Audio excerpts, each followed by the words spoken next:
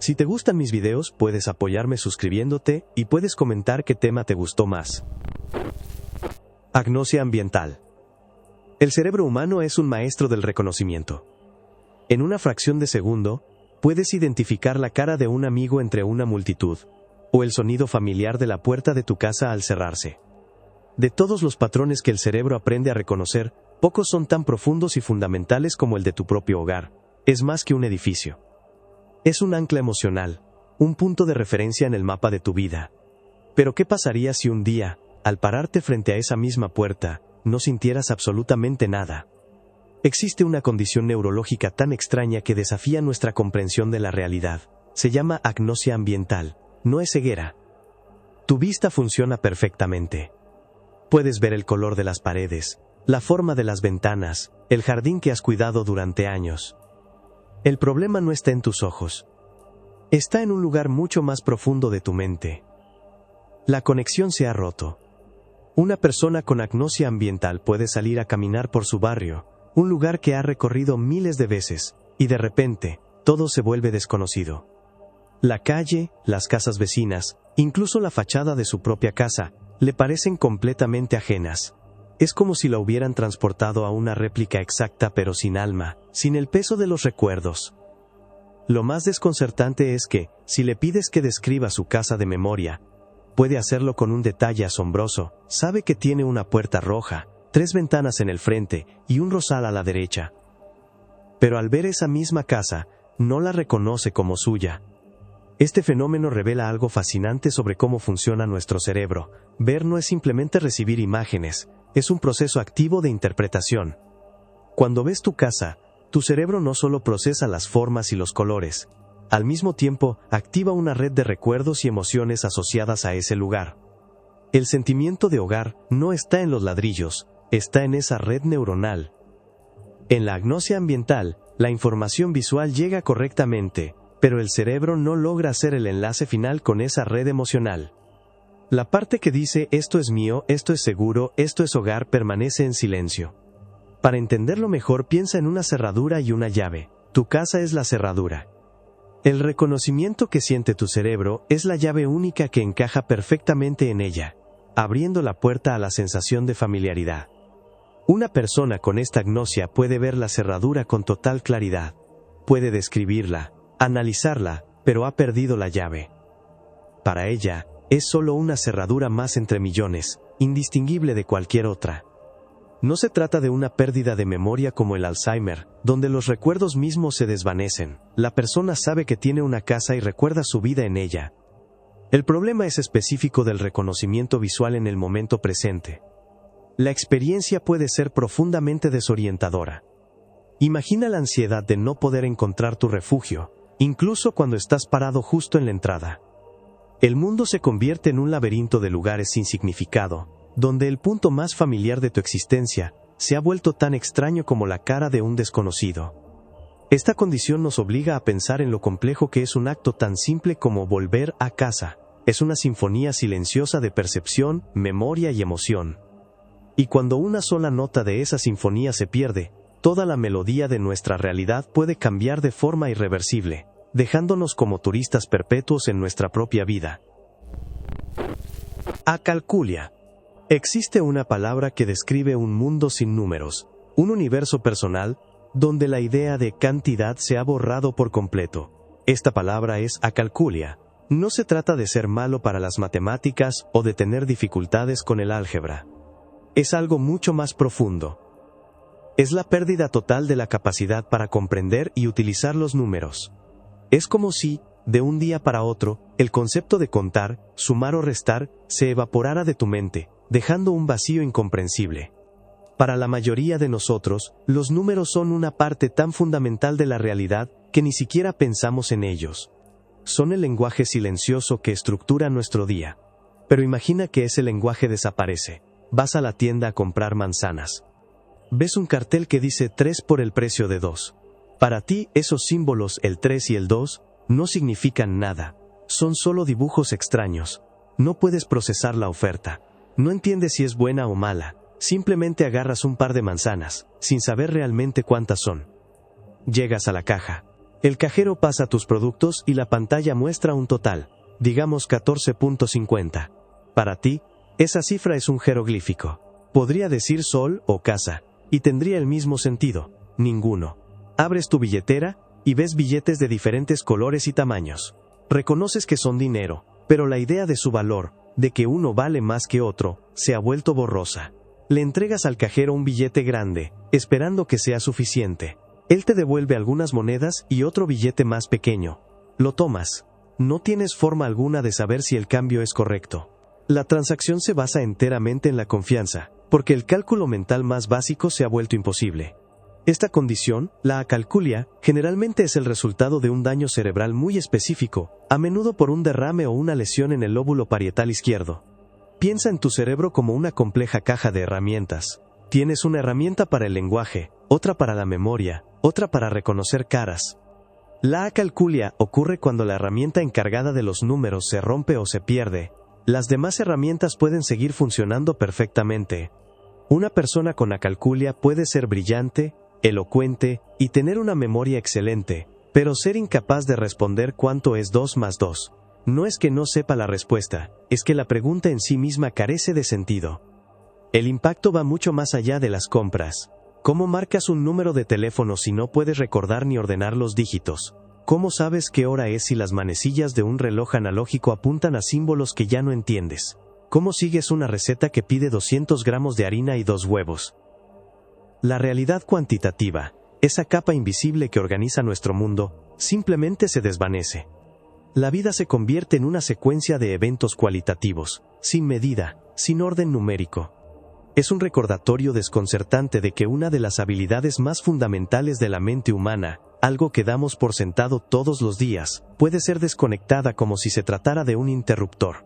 Un mundo donde solo existe uno y muchos, y todo lo que hay en medio es un misterio. Síndrome de la extremidad inquieta, ECBOM. No es exactamente dolor, tampoco es un simple calambre que se alivia con un estiramiento. Es algo diferente, más profundo y mucho más extraño. Comienza como una inquietud casi imperceptible, una energía acumulada en tus piernas, mientras intentas relajarte al final del día. Te acuestas para dormir, cierras los ojos, y es entonces cuando la sensación se intensifica. Se convierte en una necesidad, una urgencia que grita desde el interior de tus músculos y huesos. Esta anomalía tiene un nombre: síndrome de la extremidad inquieta, también conocido como síndrome de ECBOM, en honor al neurólogo sueco que lo describió detalladamente en la década de 1940. Pero el nombre clínico no le hace justicia a la extraña experiencia de vivirlo. Quienes lo padecen no solo sienten ganas de moverse, sienten una orden que no pueden desobedecer. Imagina que dentro de tus piernas hay algo que no debería estar ahí. Algunas personas lo describen como un hormigueo insistente, otras, como una corriente eléctrica de bajo voltaje. Y muchas usan una descripción que parece sacada de una pesadilla. La sensación de tener insectos reptando bajo la piel, moviéndose por sus venas. No es algo que sientas en la superficie. No es una picazón que puedas rascar. La sensación nace desde adentro, en un lugar inalcanzable.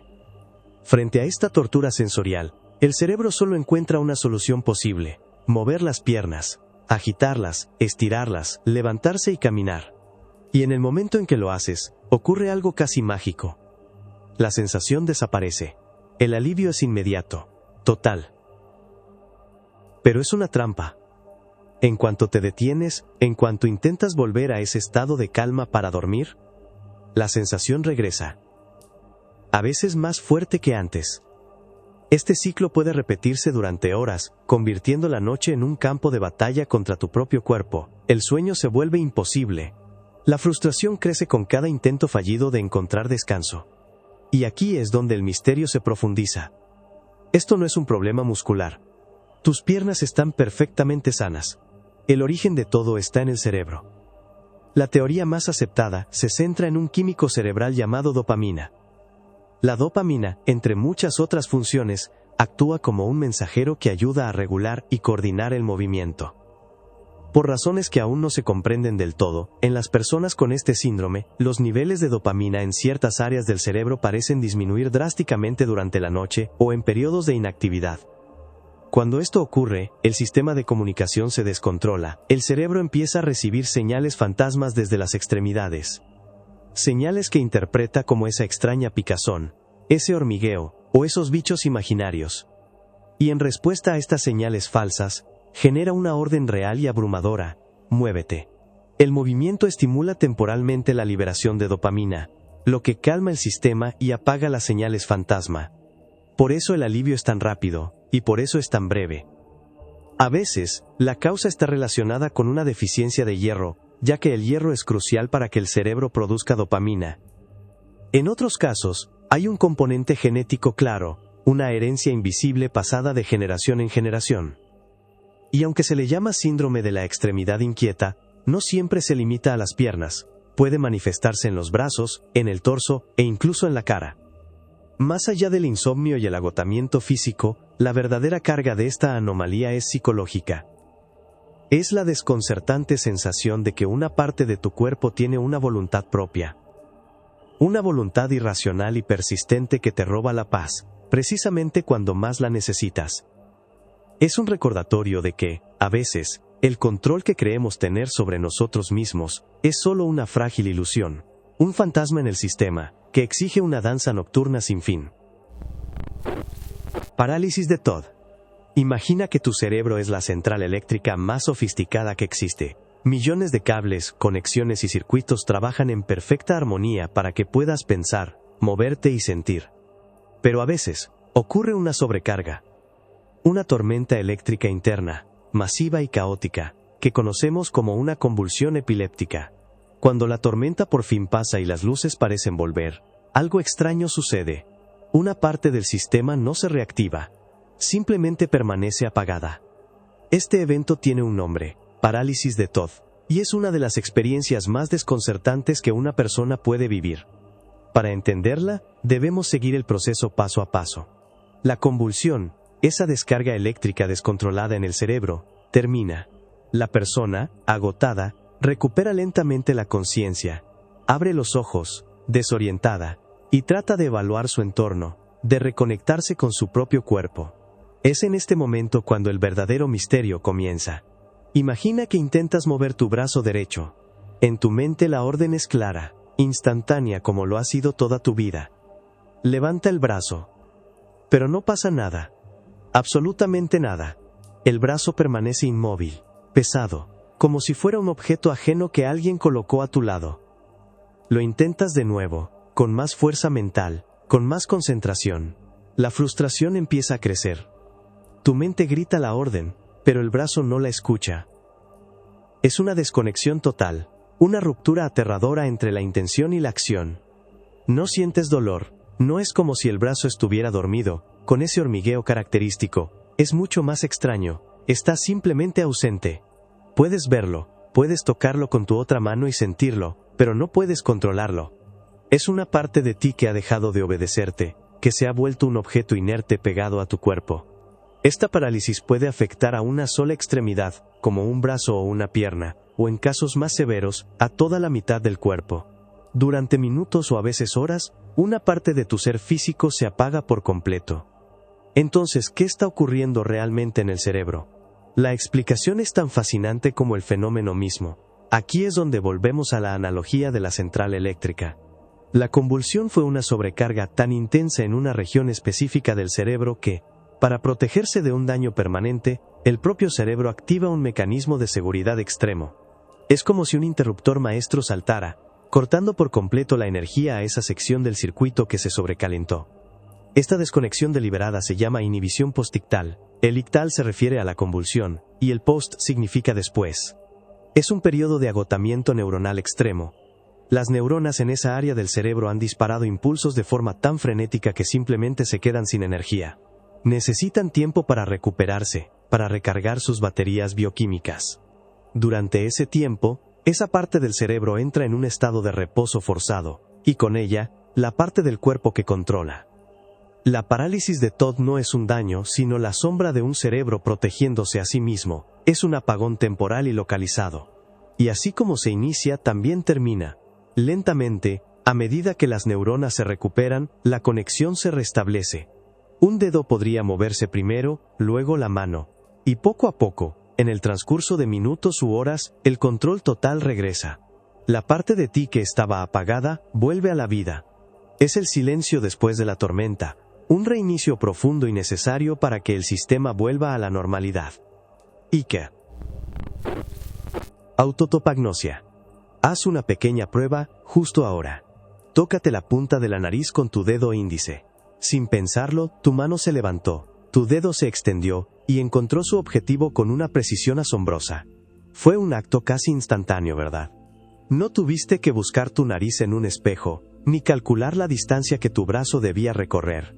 Simplemente lo hiciste. Esta acción, tan básica y automática, depende de un mapa mental increíblemente detallado que tu cerebro mantiene de tu propio cuerpo en todo momento. Ahora, imagina por un instante que esa conexión se rompe. Imagina que alguien te pide que te toques la nariz, y tú te quedas inmóvil. No porque no quieras hacerlo, o porque tu brazo esté paralizado. Sabes que es una nariz, sabes que es un dedo. Entiendes la orden perfectamente. Pero cuando intentas ejecutarla, tu mano no sabe a dónde ir. Flota en el aire, confundida, o quizás se mueve y toca tu mejilla, tu frente o incluso tu hombro. El mapa se ha borrado. Este extraño y profundo fenómeno tiene un nombre: autotopagnosia. Proviene del griego, y significa literalmente, la falta de conocimiento del lugar de uno mismo.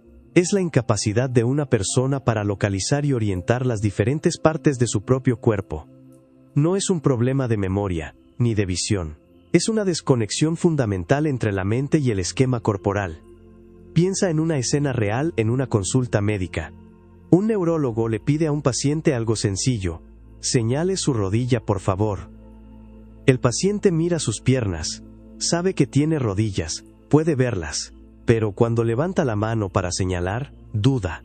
Su mano se detiene en el aire, como si buscara una señal. Podría terminar tocando su muslo, su tobillo, o simplemente rendirse, frustrado.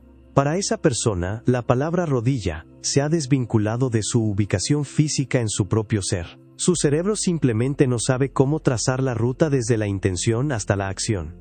La raíz del problema suele estar en el lóbulo parietal del cerebro, una región crucial para procesar la información sensorial y espacial. Esta área es la responsable de crear y mantener un mapa tridimensional de tu cuerpo en tiempo real, una representación interna que te dice dónde está cada parte en relación con las demás. Cuando una lesión, como un derrame cerebral o un tumor, daña esta zona, el mapa puede corromperse o borrarse por completo. Es un mapa fantasma. Lo más desconcertante es lo que la autotopagnosia no es. No es una pérdida de sensibilidad. El paciente puede sentir si alguien le toca la rodilla.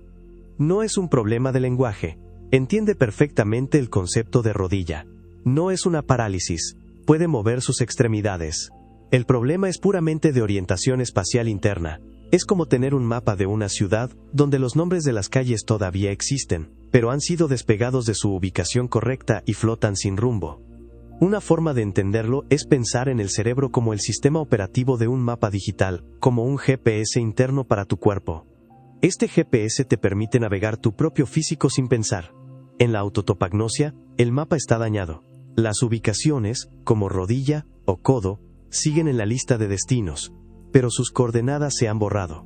El sistema sabe que el destino existe, pero no puede calcular la ruta para llegar allí. Para quien lo sufre, la experiencia es profundamente alienante. El cuerpo, que siempre ha sido un yo unificado, se convierte en una colección de piezas separadas y confusas. Es el misterio de habitar un cuerpo que de repente se ha vuelto un territorio desconocido, un rompecabezas cuyas piezas ya no encajan. La autotopagnosia nos recuerda que la conexión más básica que damos por sentada, la conexión con nosotros mismos, depende de un delicado y silencioso trabajo que nuestro cerebro realiza cada segundo de nuestras vidas. Afecto pseudovulvar. Imagina que estás en una situación seria, tal vez contando una noticia difícil a un ser querido. Sientes el peso del momento, la tristeza en tu pecho. Pero justo cuando vas a decir las palabras más importantes, tu rostro se contrae, y sueltas una carcajada incontrolable. No quieres reír, de hecho te sientes horrible por dentro, pero tu cuerpo te traiciona. La risa sigue, fuerte y sonora, mientras la persona frente a ti te mira con confusión y dolor. Intentas detenerte, explicar que no es lo que sientes, pero no puedes. Tu propia expresión se ha convertido en una máscara que no controlas. Este escenario, que parece sacado de una pesadilla, es la realidad para las personas que viven con una condición neurológica llamada afecto pseudovulvar.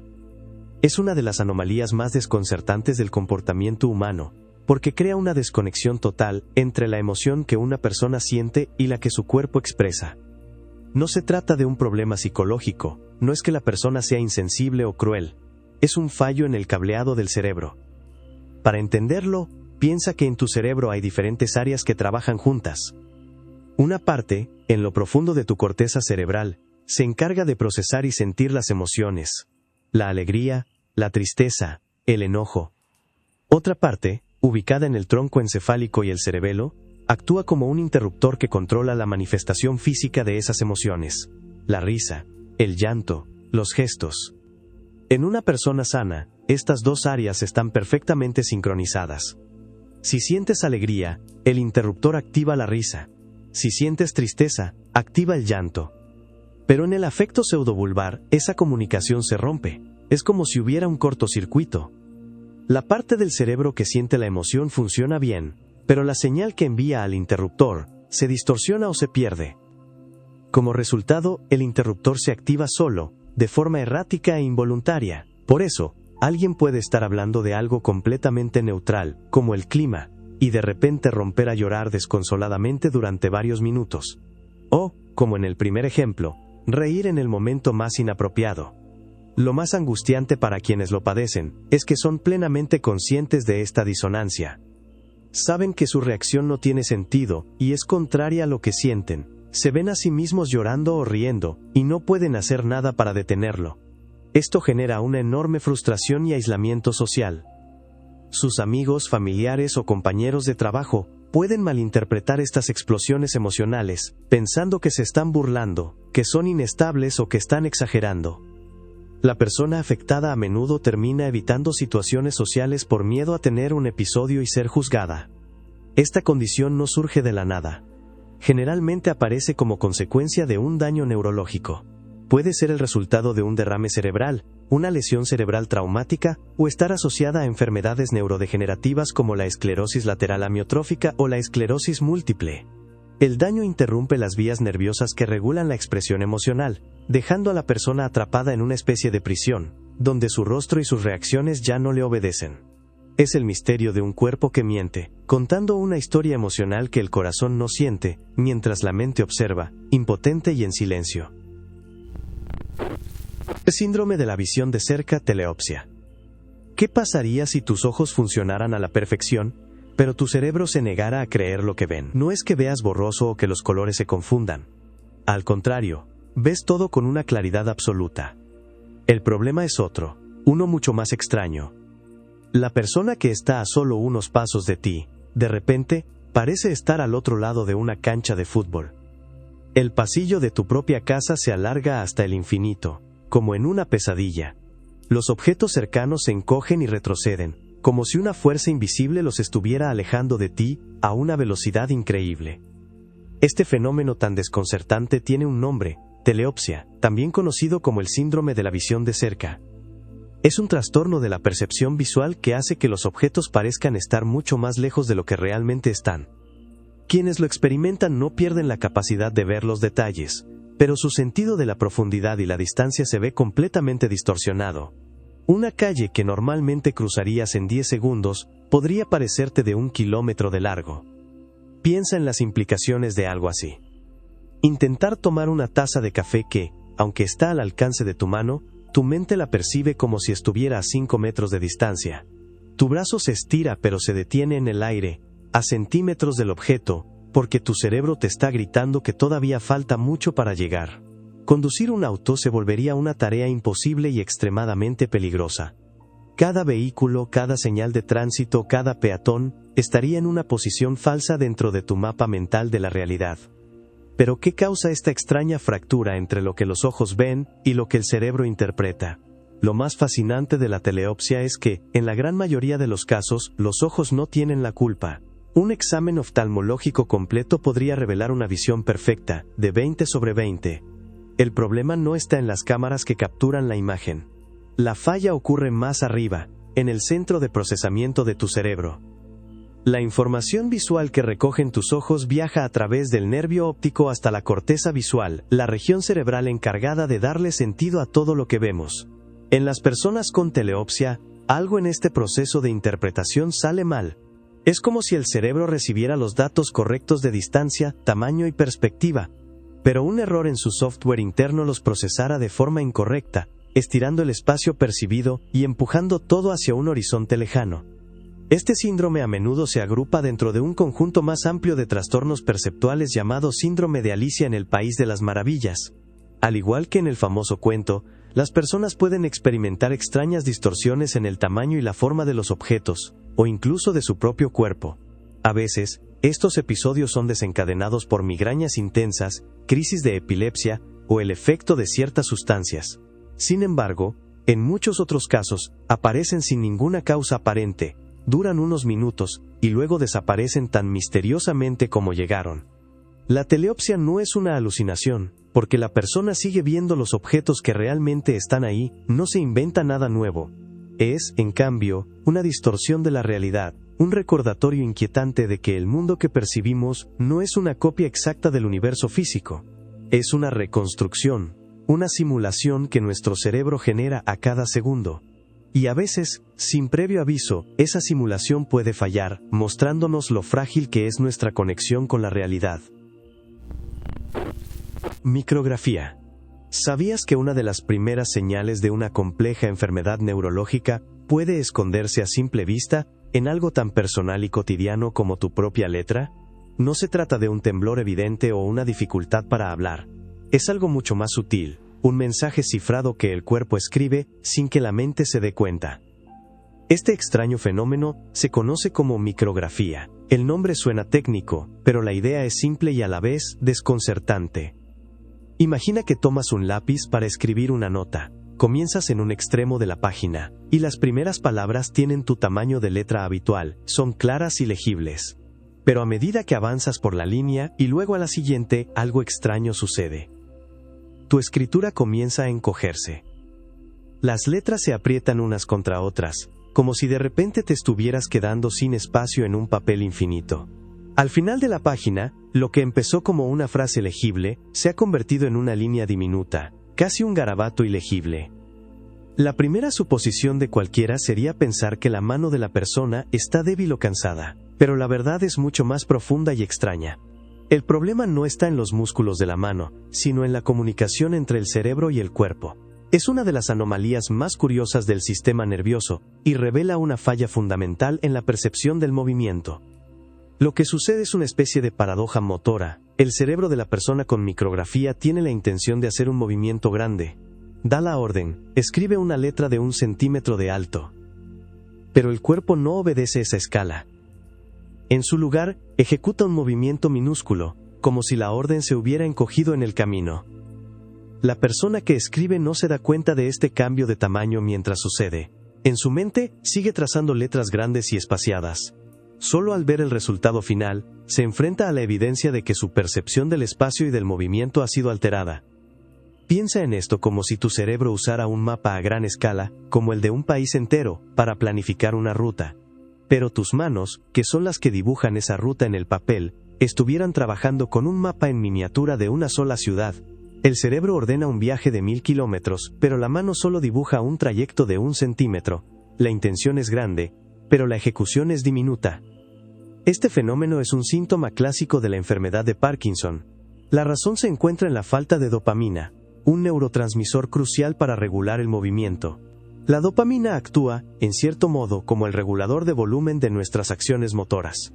Cuando los niveles de dopamina son bajos, es como si el volumen de todos los movimientos se bajara al mínimo. El cerebro pide un movimiento a todo volumen, pero el sistema solo puede producir un susurro motor. Así, la micrografía no es una simple curiosidad, es un diagnóstico escrito a mano. Es una ventana directa a los complejos circuitos del cerebro que gobiernan cómo nos movemos, cómo percibimos el espacio y cómo convertimos una intención en una acción física.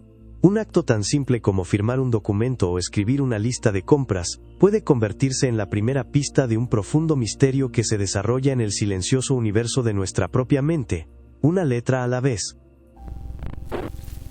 Agnosia de los sonidos ambientales. Escucha. Un chirrido agudo y repetitivo. Luego, un estruendo sordo y rítmico que viene de la calle. A lo lejos, una serie de ladridos secos. Finalmente, un zumbido constante que parece emanar de la cocina. Para ti, y para mí, estos sonidos tienen un nombre y un significado. El despertador, el camión de la basura, un perro, y el refrigerador. Son el telón de fondo de nuestra vida diaria, una fuente de información que procesamos sin siquiera pensar. Pero para algunas personas, esos sonidos no son más que ruido abstracto, un caos sin sentido. Pueden oír perfectamente, su capacidad auditiva está intacta. Sin embargo, su cerebro ha perdido la habilidad de descifrar qué son. Esta extraña condición se conoce como agnosia de los sonidos ambientales. Es una fractura silenciosa en la percepción de la realidad, donde el mundo sigue produciendo su banda sonora, pero el cerebro ya no tiene la partitura para interpretarla. La palabra agnosia viene del griego y significa desconocimiento. Es un fallo en el reconocimiento, no en la sensación. La persona ve, oye o siente, pero no puede conectar esa información sensorial con su significado. En el caso de la agnosia de los sonidos ambientales, la desconexión es increíblemente específica. El cerebro de la persona afectada puede procesar el lenguaje hablado sin ningún problema. Puedes mantener una conversación fluida y compleja con ella. Entenderá cada palabra, cada matiz de tu voz. Pero en el momento en que suena el timbre de la puerta, la persona no lo reconocerá. Escuchará un sonido, sí, pero no sabrá qué significa que alguien está esperando afuera. El sonido de la lluvia contra la ventana es solo un golpeteo sin identidad. El maullido de un gato es una vibración vocal extraña.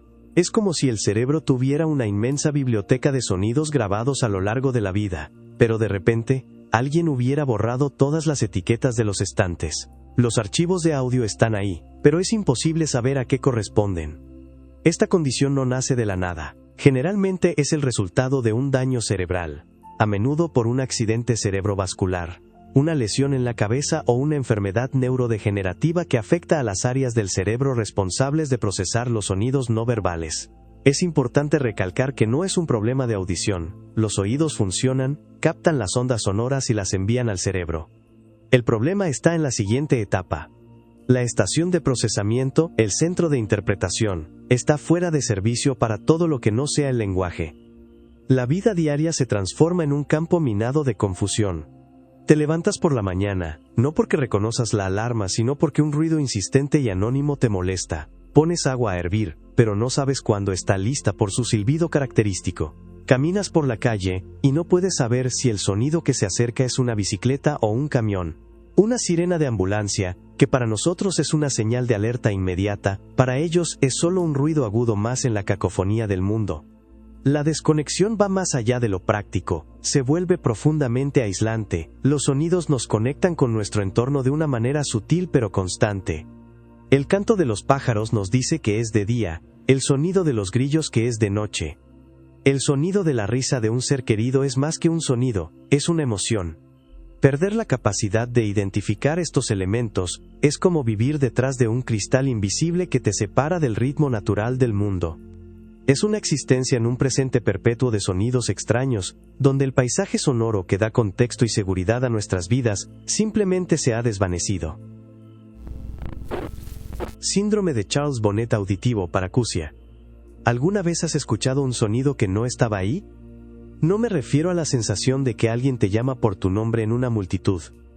Hablo de algo más persistente, un teléfono que suena en una casa vacía, una melodía lejana que nadie más percibe, o incluso fragmentos de una conversación en una habitación completamente en silencio. Para muchas personas, esta no es una pregunta hipotética, es una realidad diaria, un concierto privado que se reproduce dentro de sus propias mentes.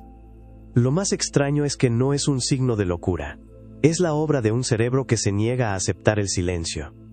Este fenómeno tiene un nombre, síndrome de Charles Bonnet auditivo, también conocido como paracusia musical o simplemente alucinaciones auditivas no psiquiátricas. Suena complejo, pero la idea central es sorprendentemente simple. Ocurre con mayor frecuencia en personas que han experimentado una pérdida significativa de la audición. Piensa en tu cerebro como un músico increíblemente talentoso y algo impaciente. Durante toda tu vida, ha estado recibiendo una sinfonía constante de estímulos del mundo exterior a través de tus oídos. El tráfico, las voces, el viento, la música, siempre hay algo que procesar. Pero cuando la audición comienza a fallar, ese flujo de información se reduce, el escenario se queda en silencio, y el cerebro, acostumbrado a estar siempre activo, no sabe qué hacer con esa quietud. Es como un músculo que necesita moverse. Así que, en lugar de quedarse inactivo, empieza a generar sus propios sonidos para llenar el vacío. Es casi como un músculo auditivo fantasma. El cerebro intenta escuchar con tanta fuerza que termina creando la experiencia sonora por sí mismo. No está recibiendo señales, así que las inventa. Lo que la gente escucha varía enormemente. Algunos reportan sonidos simples y repetitivos, como un timbre, un zumbido o un pitido constante, pero los casos más fascinantes son aquellos en los que el cerebro reconstruye sonidos complejos. La manifestación más común es la música. Las personas pueden escuchar himnos, canciones de su infancia, o melodías clásicas con una claridad asombrosa, como si una radio estuviera encendida en la habitación de al lado. A veces, son coros o voces hablando, aunque las palabras suelen ser ininteligibles, como el murmullo de una fiesta lejana. Ahora, aquí viene el detalle crucial que diferencia esto de una condición psiquiátrica. La persona que experimenta estas alucinaciones es plenamente consciente de que no son reales. Saben que la música no está sonando de verdad. Saben que no hay nadie hablando. Esta lucidez es la firma del síndrome.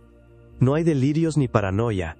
Simplemente, hay una banda sonora interna que no se puede apagar. La causa no es una falla mental, sino una adaptación sensorial. El cerebro está reciclando viejos recuerdos auditivos, desempolvando fragmentos de canciones y conversaciones almacenadas durante años, y reproduciéndolos para mantenerse ocupado.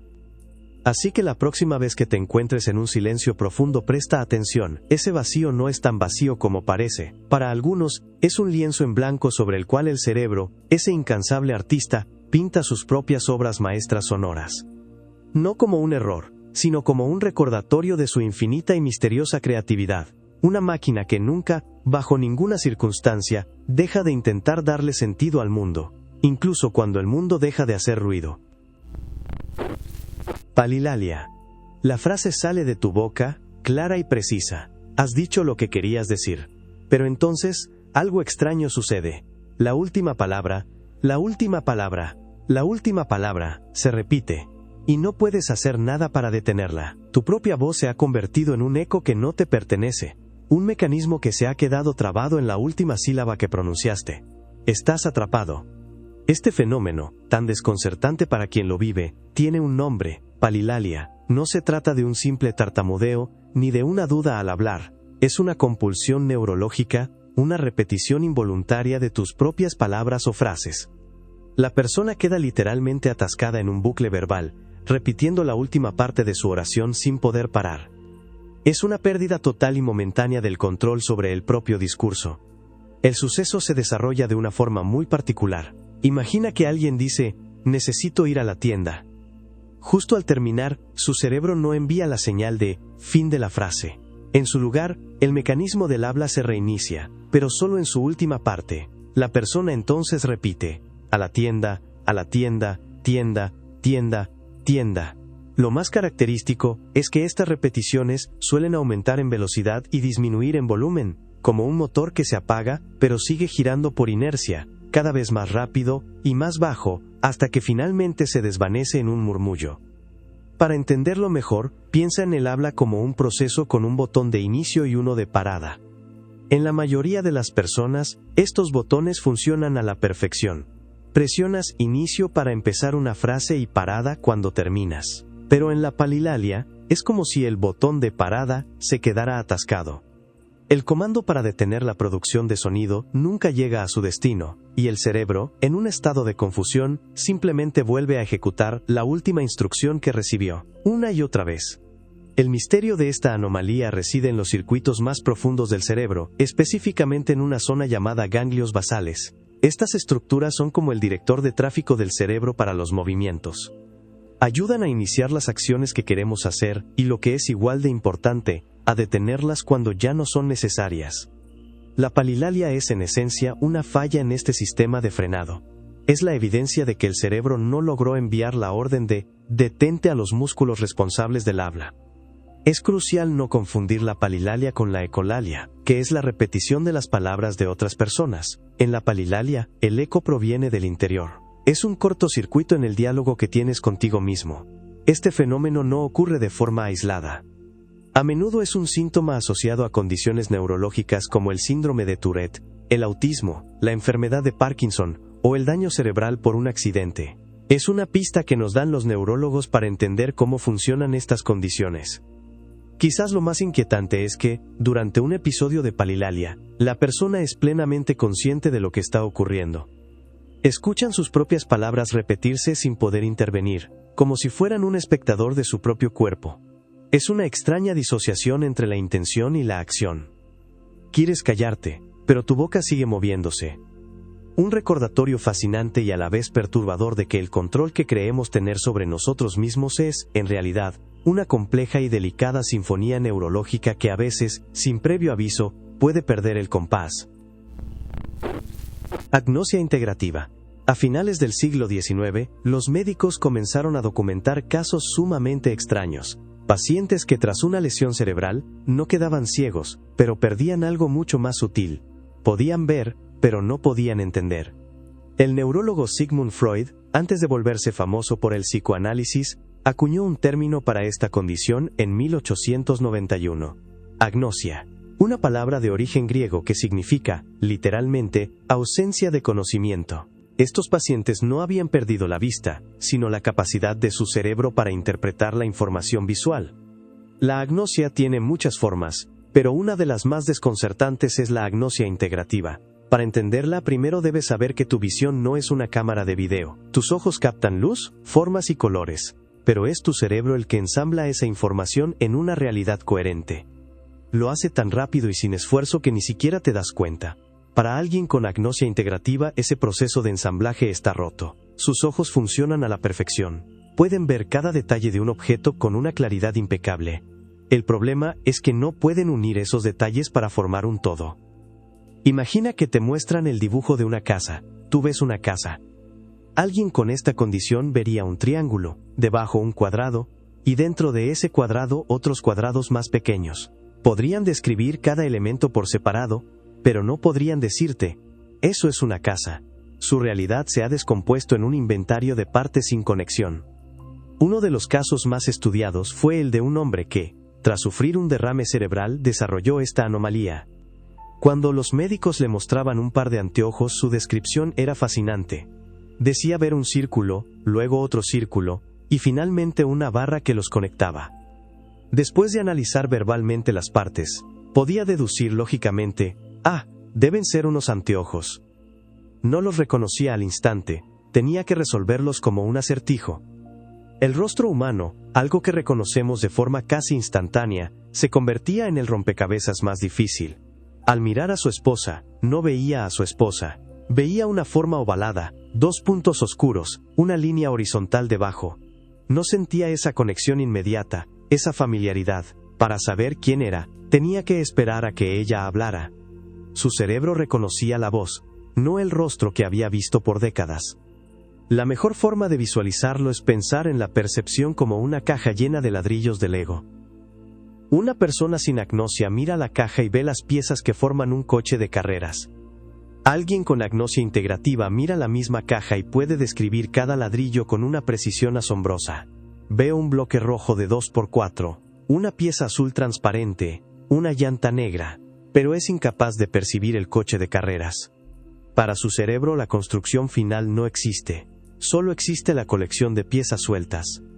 Esta condición suele ser el resultado de un daño en las áreas del cerebro que procesan la información visual de alto nivel. Específicamente, las zonas que actúan como el director de orquesta, tomando las notas individuales de cada instrumento y uniéndolas en una sinfonía. Cuando esas áreas se dañan, la música se detiene, solo quedan los sonidos aislados. la vida diaria se transforma en un desafío constante. Buscar un objeto en un escritorio desordenado es casi imposible. No ven un desorden, sino una colección abrumadora de objetos individuales. Un lápiz, un clip, un papel, una taza. No pueden agruparlos visualmente para descartar lo que no es importante. Cada instante, el mundo se presenta como un mosaico de fragmentos, una realidad desarmada que deben intentar reconstruir pieza por pieza, usando la lógica y otros sentidos para navegar un mundo que sus ojos ven perfectamente, pero su mente no puede comprender. Síndrome de la Cenicienta. Casi todos conocemos el cuento de la Cenicienta.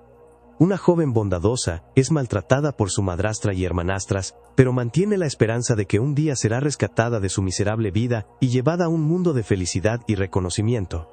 Es una historia de resiliencia y un anhelo de justicia. Pero, ¿qué pasaría si esta fantasía dejara de ser un cuento para niños y se convirtiera en la creencia inquebrantable de una persona? ¿Qué sucede cuando la mente, para escapar de un dolor insoportable, decide reescribir por completo la propia historia? Aquí entramos en el terreno de una de las anomalías psicológicas más fascinantes y trágicas, el delirio o síndrome de la Cenicienta. No es simplemente desear tener una familia diferente. Es la convicción absoluta de que tu familia actual no es tu verdadera familia. Son impostores. En la mente del paciente, sus padres, hermanos y otros parientes cercanos han sido reemplazados por dobles, o quizás nunca fueron sus parientes para empezar. Y la parte crucial de este delirio es la segunda creencia. Su familia real, que generalmente se imagina de un estatus social o económico mucho más alto, está en algún lugar buscándole y un día vendrá a rescatarle de su situación.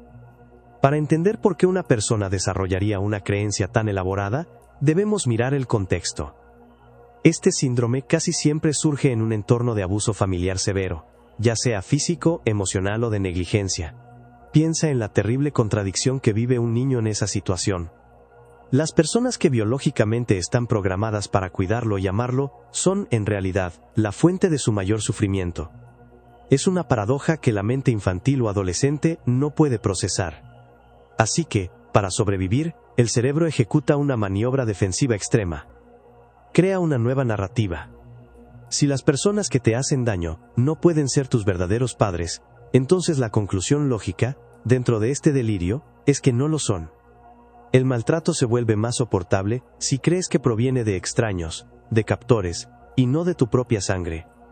Es como si la mente se convirtiera en un guionista desesperado. Toma la historia de tu vida, la que te causa tanto dolor, y reescribe por completo el primer acto. Ya no eres el hijo de personas abusivas. Eres el hijo perdido de una familia noble o adinerada, que por algún giro del destino, terminó en el lugar equivocado. Esta nueva historia no solo explica el sufrimiento presente, sino que también ofrece una luz de esperanza. El rescate. La creencia de que esta vida miserable es solo temporal, una prueba antes del inevitable final feliz, le da a la persona una razón para seguir adelante. Es importante diferenciarlo de otros delirios similares, como el síndrome de Capgras, donde el paciente cree que un ser querido ha sido reemplazado por un impostor idéntico. La diferencia clave es que, en el Capgras, la identidad del paciente permanece intacta, es el otro quien ha cambiado. En el síndrome de la Cenicienta, el delirio es mucho más profundo. Es la propia identidad del paciente, su origen y su pasado, lo que se reconstruye desde cero. La tragedia de esta condición es que la persona queda atrapada en una sala de espera perpetua. Toda su energía emocional se invierte en anhelar un rescate que nunca llegará, porque la familia que imagina no existe. El delirio que una vez fue un escudo protector se convierte, con el tiempo, en una prisión. Es un testimonio sombrío y poderoso, de hasta dónde puede llegar la mente humana para protegerse del horror, creando una fantasía tan vívida que termina por reemplazar la propia realidad. Alucinaciones sinestésicas. Imagina que estás en tu cama, preparándote para dormir. Todo está en calma. Estás perfectamente quieto, con los ojos cerrados, esperando que el sueño llegue. De repente, sientes algo extraño. Tu brazo derecho, que descansa a tu lado, parece que se eleva lentamente en el aire. No hay dolor, no es un calambre. Es una sensación inequívoca de movimiento. Tu brazo está flotando. Pero, ¿cómo puede ser? Tú sabes que no lo has movido. Abres los ojos por un instante, y confirmas que tu brazo sigue ahí, inmóvil sobre el colchón. Sin embargo, Al cerrar los ojos de nuevo, la sensación de que flota continúa, como si tu percepción y la realidad estuvieran en completo desacuerdo. Lo que acabas de experimentar es una alucinación sinestésica. El nombre puede sonar complicado, pero la idea es simple. Es la percepción de movimiento en tu cuerpo, o en una parte de él, cuando en realidad estás totalmente quieto. Estas no son las alucinaciones visuales o auditivas de las que solemos escuchar. No ves cosas que no están ahí, ni escuchas sonidos fantasma. Sientes un movimiento que no está ocurriendo. Es una de las anomalías más desconcertantes de la percepción humana. Un conflicto directo entre lo que tu mente cree que está pasando y lo que tu cuerpo realmente está haciendo. Para entender cómo sucede esto, necesitamos hablar de un sentido del que rara vez somos conscientes. Tu cerebro tiene un mapa interno de tu cuerpo. Constantemente recibe información para saber dónde está cada parte de ti en el espacio, incluso con los ojos cerrados. Este sentido se llama propiocepción. Es lo que te permite tocarte la nariz en la oscuridad, o caminar sin mirar tus pies. Funciona gracias a unos receptores especiales en tus músculos y articulaciones que informan al cerebro sobre la posición y el movimiento de tus extremidades. Es un sistema increíblemente preciso y por lo general completamente automático. Pero a veces, este sistema puede fallar. Una alucinación sinestésica ocurre cuando la parte de tu cerebro responsable de la propiocepción envía una señal de movimiento por error. Imagina que tu cerebro recibe dos mensajes contradictorios al mismo tiempo. Por un lado, tus ojos y tu sistema vestibular, el que controla el equilibrio en tu oído interno, le dicen, estamos quietos, no hay movimiento. Pero por otro lado, el sistema de propiocepción por alguna razón grita, nos estamos moviendo, este brazo está flotando. Ante esta información conflictiva, tu cerebro a veces elige creer en la señal de movimiento fantasma, y el resultado es esa sensación tan extraña y vívida de que tu cuerpo se mueve por sí solo. Las causas exactas pueden variar mucho. A menudo estas sensaciones ocurren en los estados de transición del sueño, justo cuando te estás quedando dormido o cuando te estás despertando.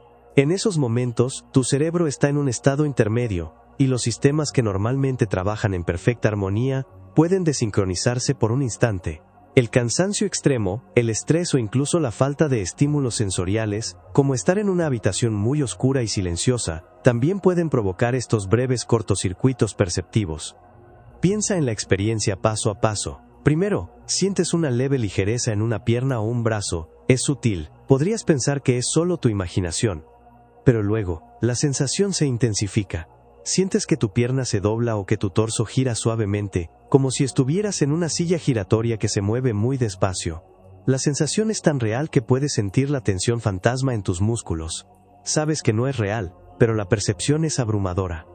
Es un recordatorio fascinante de que nuestra experiencia de la realidad no es un reflejo directo del mundo, sino una construcción activa de nuestro cerebro. Una construcción que, en ocasiones, puede ser maravillosamente extraña. Síndrome de piernas ardientes, Grierson Gopalan. Tus pies están perfectamente sanos. No tienen heridas, ni quemaduras, ni la más mínima inflamación.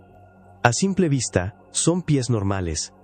Sin embargo, cada noche, sientes que arden como si estuvieran sobre brasas calientes. El dolor no es una metáfora. Es tan real y tan físico que te impide dormir, pensar o encontrar un solo segundo de paz.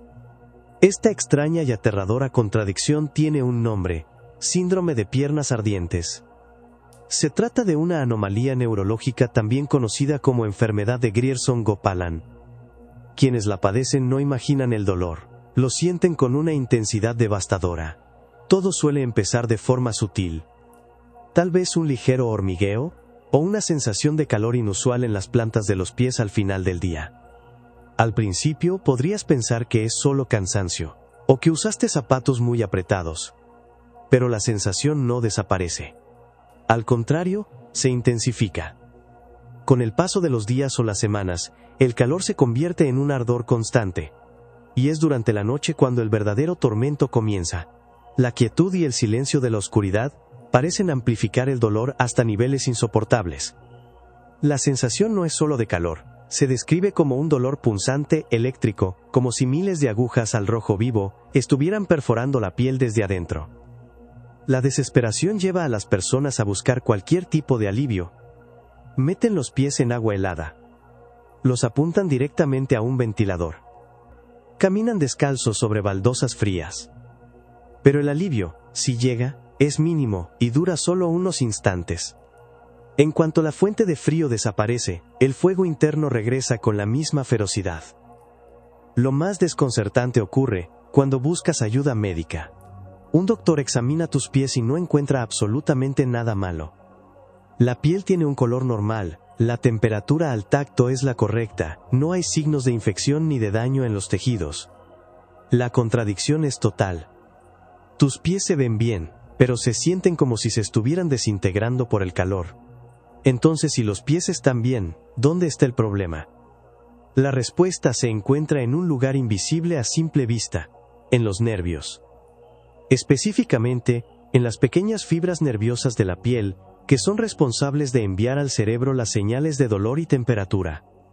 Por razones que aún no se comprenden del todo, estos nervios empiezan a funcionar mal. Se vuelven hipersensibles y envían señales de alerta de forma caótica y constante. Piensa en esto como una alarma de incendios defectuosa. No hay fuego en la casa, ni siquiera humo. Pero el sensor está dañado y no para de enviar una señal de emergencia al panel de control. Tu cerebro es ese panel de control. Confía ciegamente en sus sensores, los nervios, y al recibir la señal de fuego, reacciona en consecuencia. Genera una percepción de dolor y ardor extremo. Porque eso es lo que la señal le está diciendo que ocurre. El dolor es real porque, para tu cerebro, la amenaza es real. Esta condición, observada a lo largo de la historia en prisioneros de guerra y personas con deficiencias nutricionales severas, demuestra lo frágil que es nuestra percepción. El síndrome altera la confianza en el propio cuerpo. De repente tus sentidos te mienten. Tu cuerpo, que debería ser tu hogar, se convierte en una fuente de tormento inexplicable. Es un fuego fantasma, una llama que solo arde en los circuitos de tu sistema nervioso, pero cuyo dolor es tan real como cualquier quemadura. Un recordatorio inquietante de que nuestra experiencia del mundo depende por completo de una red de cables que, a veces, sin previo aviso, deciden contar una historia diferente. Asemia o asimbolia.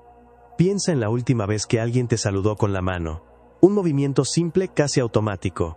Pero no es solo un movimiento, es un mensaje. Significa hola, adiós, te reconozco.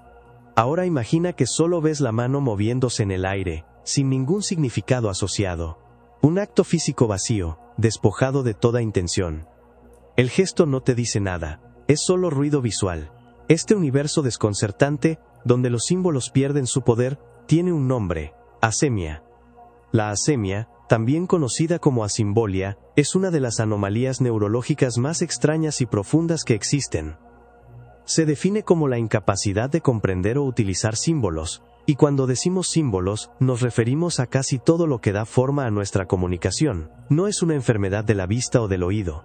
Los sentidos funcionan perfectamente. El problema es más profundo, es una falla en la traducción. El cerebro ve el símbolo, pero no puede acceder a su significado. Una persona con asemia no entendería lo que significa un pulgar hacia arriba, no sabría si es bueno o malo. Una cara sonriente es solo una curva y dos puntos. Un corazón dibujado es una forma geométrica, no una expresión de afecto. El mundo se convierte en un lugar brutalmente literal. Las señales de tránsito, por ejemplo, se vuelven inútiles. Una señal de alto roja y octagonal no es una orden para detenerse. Es solo un objeto rojo con 8 lados al costado del camino. Las luces de un semáforo son solo luces de colores que se encienden y se apagan, sin ninguna instrucción. Pero la condición va mucho más allá de los gestos y las señales viales. Piensa en el lenguaje escrito. Cada letra que estás escuchando en mi voz, o que podrías leer en una pantalla, es un símbolo. La combinación de las letras G-A-T-O evoca en tu mente la imagen de un felino. Para alguien con asemia, son solo 4 dibujos abstractos, sin conexión alguna. Podrían ver la palabra, pero no podrían leerla, porque el vínculo entre el símbolo y el concepto está roto.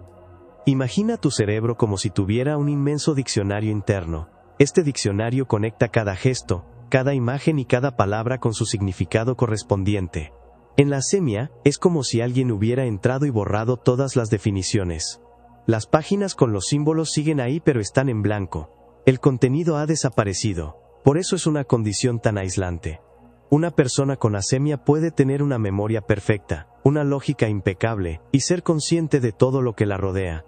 Sin embargo, no puede participar en el juego de la comunicación humana. La comunicación no verbal, que compone la mayor parte de nuestras interacciones, se desvanece por completo. Una sonrisa, una ceja levantada, un encogimiento de hombros, todos estos matices se pierden. La persona se siente como un extranjero, no solo en un país extraño, sino en su propio mundo. Todos a su alrededor parecen compartir un código secreto del que ha sido excluido. Las interacciones sociales se vuelven un campo minado de malentendidos. Esta condición es extremadamente rara, y generalmente es el resultado de un daño cerebral muy específico, como un derrame o una lesión en áreas responsables del procesamiento simbólico. No es algo con lo que se nace, sino algo que se adquiere. Es la pérdida de una habilidad que damos por sentada cada segundo de cada día. La asemia nos muestra que la realidad que compartimos no es tan sólida como creemos. Está construida sobre una frágil red de significados acordados. Un mundo de símbolos que, si desaparecieran, nos dejarían solos y en silencio, incluso rodeados de gente. Jamais vu crónico. Todos hemos sentido alguna vez un déjà vu, esa extraña y fugaz sensación de que ya hemos vivido un momento completamente nuevo. Es un destello. Una falla momentánea en nuestra percepción que nos deja confundidos por un segundo antes de desaparecer. Pero ¿qué pasaría si existiera lo opuesto? Un fenómeno que no es fugaz, sino constante. Un estado mental donde lo más familiar de tu vida se siente perpetuamente nuevo y desconocido. Esto no es ciencia ficción. Se conoce como jamais vu crónico, y es uno de los misterios más desconcertantes de la mente humana. El término jamais vu significa nunca visto en francés.